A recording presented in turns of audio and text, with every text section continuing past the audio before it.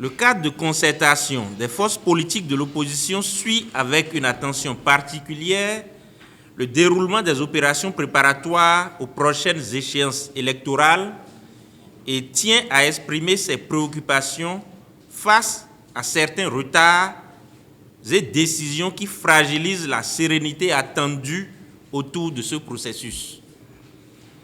Nous avons pris acte de la lettre de la Sénat adressée aux partis politiques annonçant le report signé de la distribution des fiches de parrainage initialement prévues pour le 25 juillet 2025 selon son propre chronogramme. Ce report, sans nouvelle date connue à ce jour, met les partis en difficulté car dans l'expectative. Il est donc impératif que les formulaires soient remis avant le 25 août 2025, date limite prévue par le chronogramme. Nous demandons également que les autorités compétentes procèdent à l'ouverture de la plateforme dédiée à l'obtention du quitus fiscal, pièce incontournable dans les dossiers de candidature. Tout retard dans ce domaine crée des encombrements de dernière minute qui sont préjudiciables à la sérénité dans l'obtention de ce document.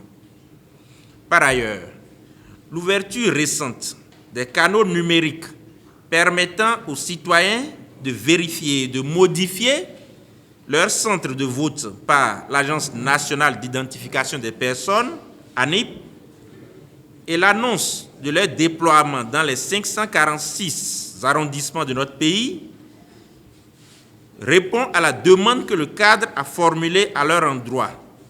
Nous nous en félicitons et demandons à l'ANIP de prendre toutes les dispositions pour rendre effectif ce déploiement.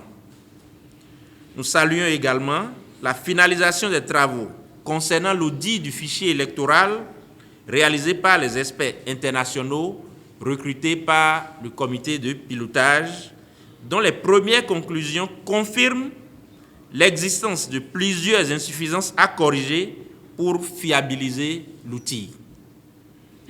Nous prendrons la parole les jours à venir afin d'éclairer l'opinion publique sur les recommandations faites par les experts lorsque le rapport final nous sera présenté par le comité de pilotage.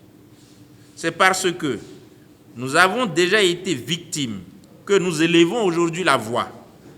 Nous avertissons maintenant pour que demain, personne n'ait à se lamenter.